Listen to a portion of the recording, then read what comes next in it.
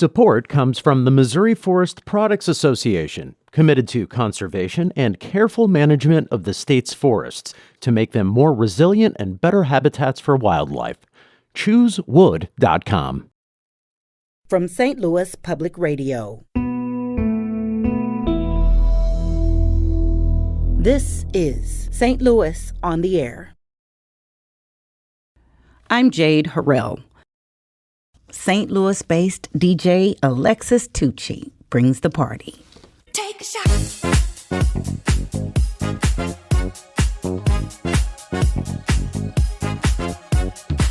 I want your love for your information.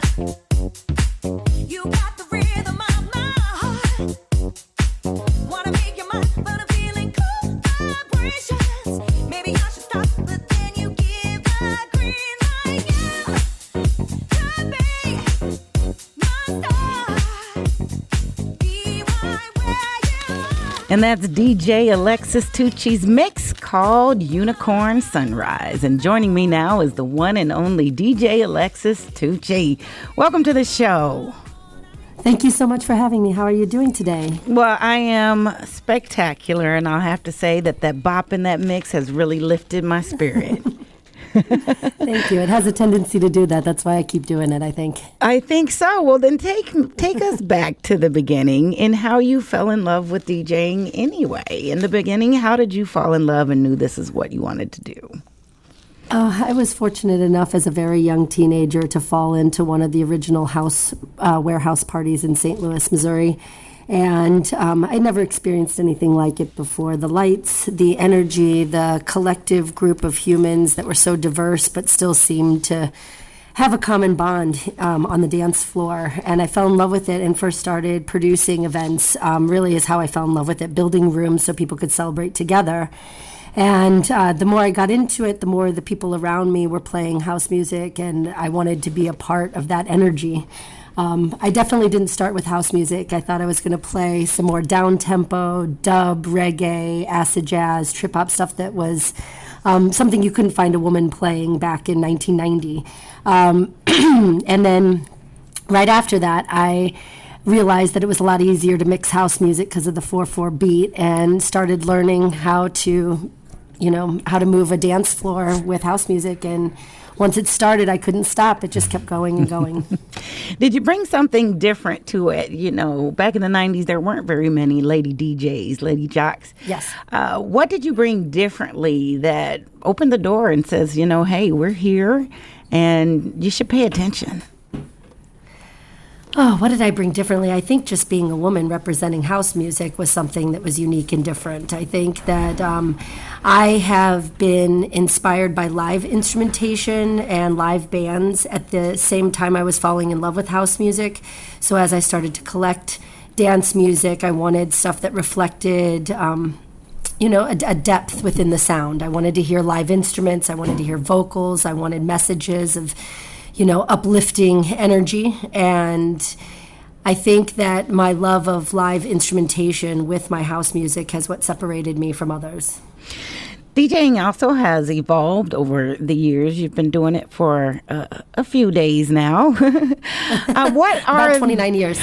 Exactly. What are the tools of your trade? How do they look to those uninitiated, maybe even our children? You mentioned live instrumentation, but when we're digitally creating mixes, it's a bit different. What are your tools of the trade? True. Well, up until 8 years ago, I played on vinyl only. I was real stubborn and wanted to stay to the traditional aspects of DJing and being a selector on vinyl and using just turntables and a mixer. However, about 8 years ago, I found Burning Man. And in a desert filled with sand and dust, and also on moving vehicles, I realized that was holding me back. So I started collecting digital music and using flash drives and CDJs. I unfortunately am still stubborn and set those digital devices to vinyl mode. So I still mix as if I'm playing records. I just use digital files this time. That sounds extremely exciting. As you built your career over the years, you're getting a lot of attention. You become even more notable. Your popularity in LGBTQIA clubs and parties is further interesting because you're a mom too. You're rocking full clubs and you're taking care of your young ones. Several DJs are parents, but how do you manage to balance them both? Well, I was very fortunate about 14, 15 months ago to get discovered on the East Coast by a promoter from New York City who produces gay events, dance events, circuit events are what they're called around here, and had fell in love with some of my design work as a event designer. And through that relationship, I was able to start DJing in front of this audience. And for whatever reason, the message and the tone of the music that I play really resonated with this audience. And now it's expanding to all of those that fall under that umbrella. And it's been a whirlwind. I went from 0 to 1,000 overnight, and I've been touring ever since. I am very fortunate to have a beautiful relationship with my ex-husband and his current wife, Cassie. His name is Chris, and they are tremendous. They have 2 smaller children, which provides a bit of a more consistent anchor and a family structure for my teenage boys. And when I'm on the road, they hold down the fort and keep everything moving at a steady pace with my children so that I don't have to worry about them.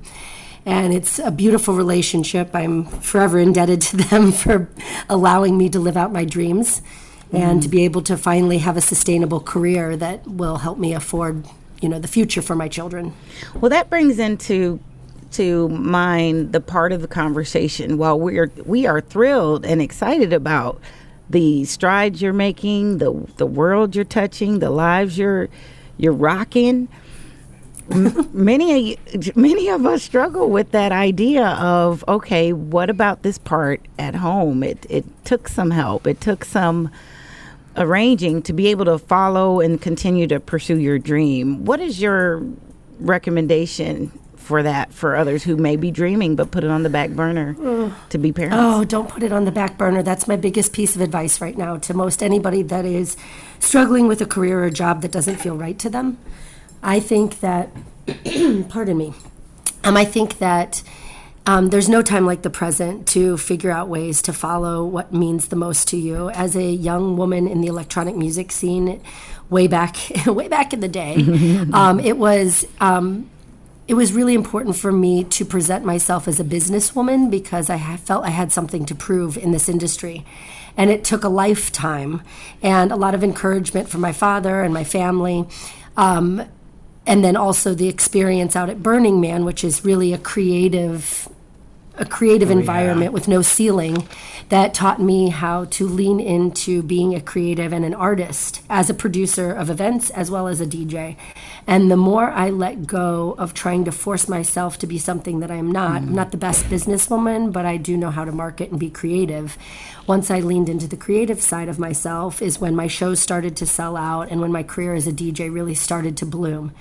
And it's difficult to tell people to take that leap of faith when consistency and stability feels like the right thing to do. But, a little discomfort and a little faith in yourself and a little trust in the part of you that is screaming to be fully recognized. I have yet to see it fail in the friends that have leaned into it and allowed it to be, their future. And when I've done that is really when the doors flew open and everything that people had told me about my future as having a greater impact than where it was when I was younger, I now feel like I'm living because I have completely let go and trusted that my intention and my heart and my music selection is enough to get me where I need to go. It sounds like you proved yourself right. How do your children see it today? Around me, they're not very impressed. But when I catch them talking to other people around the corner, they are pretty excited about it. It's exciting. Both of my children are free to be whatever they want to be. My younger one is exploring all different personalities within himself, and I hope that my environment that is so open and accepting and loving gives both of my children that opportunity to be their truest selves earlier in life than how long it took me to find myself. And they're very supportive. I'm actually bringing them out to meet a bunch of my friends on Fire Island in August, and I think it'll be nice for them to see what their mom's been doing all this time. That sounds exciting. So I come from that house and disco generation with you, and I remember a song last night, that. A DJ Saved My Life. Do you Yes, ma'am. approach your sets, your parties, your nights as though it's the last dance of our lives? You're here to do I so. absolutely love that question. That is a beautiful question. That is absolutely how I feel. I'm so grateful for these opportunities and the love that's exchanged between my dancers on the dance floor and myself. It's a two-way street. I absorb so much energy from them and their love and their attention on the dance floor, and they know that, so they push up to the front and make sure they lock eyes with me to give me that energy, and for that I pour my heart and soul into everything I do.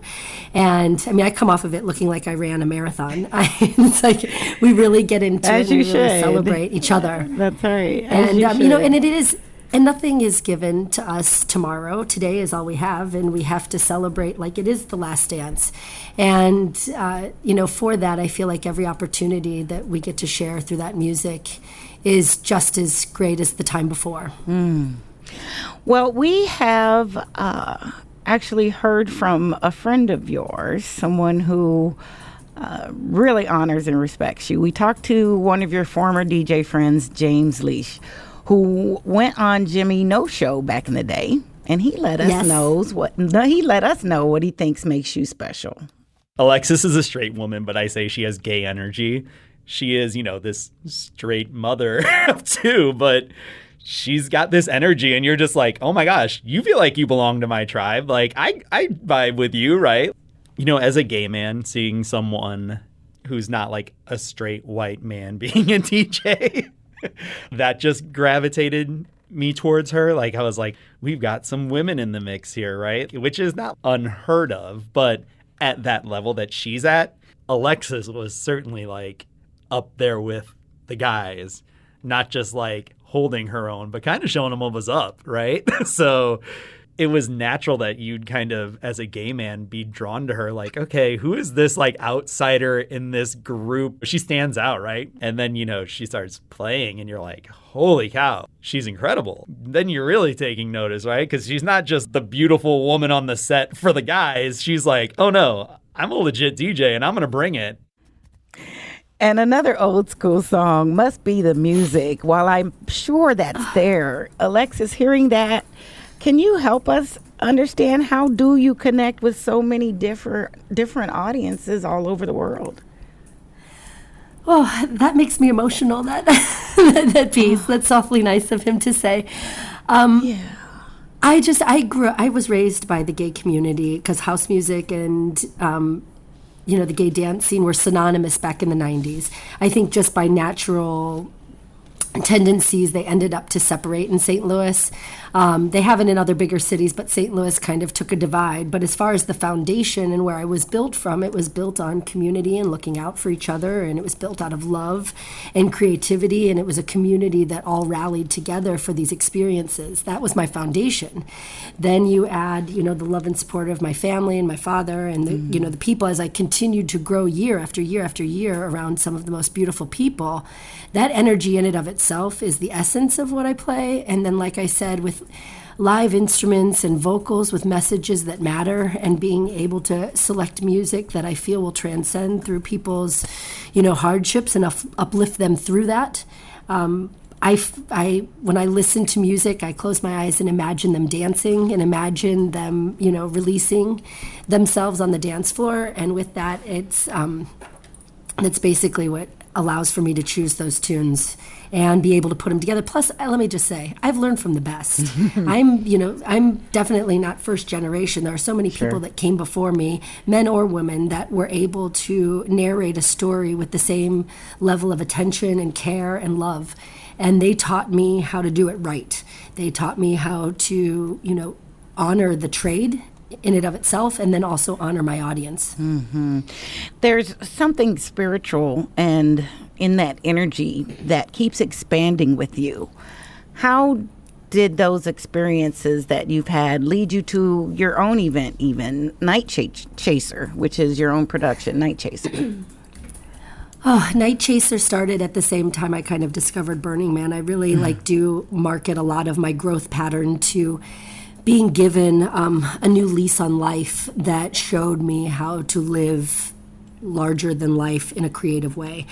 And Night Chaser for us was to figure out how many average people, normal people that aren't maybe the club kids, come out and celebrate and then be exposed to a diverse audience, a creative audience, a gay audience, excuse me, and also, find a way to participate themselves. My goal is to create an immersive experience, whether it's as a DJ or as an event producer, to where the guests who buy their ticket feel like they're doing their part by being present. So they dress up, they love each other exponentially, they know that it's not about drama or disrespect, it's about celebration and community.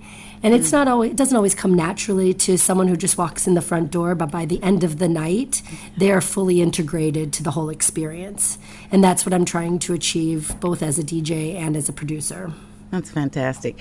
So take us through that experience from how you approach it. Start your night out what way and look for what, and then you take us where, and then you leave us with DJ? What? Yes. As DJ Alexis Tucci.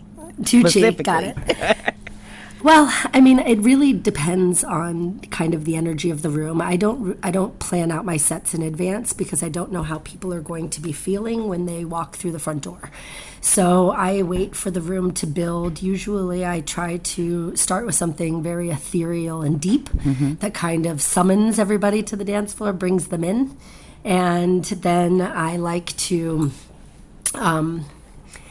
vocals are really big in this market. So as much as I love Afro House, and when I was in a live band with my ex-husband, as the DJ, I played a lot of tech house and Latin house. It was a bit harder and a bit punchier. This audience currently really loves the vocals and loves the storyline. And I think what I have been very fortunate, I'm so lucky, is that this audience allows for me to tell a story. So they don't come with expectation other than they want to feel something. So my goal is to have a long set, anything over 2 hours, preferably 4 hours is my preference. And then I can cover a lot of ground. I can start ethereal, I can get into vocals and have, something that's very uplifting and that builds to crescendo with something that's harder and punchier, a little bit more techno-oriented. And then I like to tug and pull on the audience if I have them, where it gets, it swells to something intense and then drops into some really beautiful vocals, sneak attacks on them. And, sometimes you see the room kind of turn and I want them to be dancing with each other. And then other times as that music builds, their focus shifts back to me and then we're together. And so it's a whole storyline. I have a lot to say. It's usually based on how I'm feeling that day too. Right. That goes into it as well. Right. Yeah. How do you like to say goodbye and sign off as we do? Oh, how do we like to say? I think that it's really ending with something that's very beautiful. Usually something that had either I've got like a surprise track they haven't heard yet that I know is going to get them, or some track that had some weight at a previous show that is like a throwback reminder. And it's usually some sort of very beautiful vocal that represents us all being together and sharing in love and community. And I'm usually in tears by the end of it because we're all having such an amazingly, inspirational moment together on the dance floor. And I like to applaud my audience because they are the other half of the performance. And they know that, they know that their energy has everything to do with my energy. And that probably makes each night unique and special. DJ Alexis Tucci, thank you for joining us and being a part of the DJ and clubbing scene for almost 3 decades and continued. Founder of Night Chaser, Alexis Tucci, thank you once again for being with us. Thank you so much for the opportunity.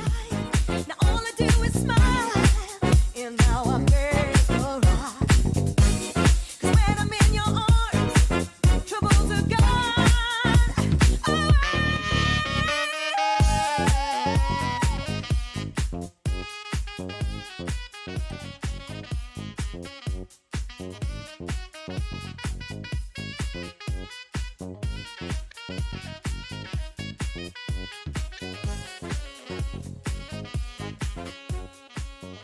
St. Louis on the Air is a production of St. Louis Public Radio. Understanding starts here.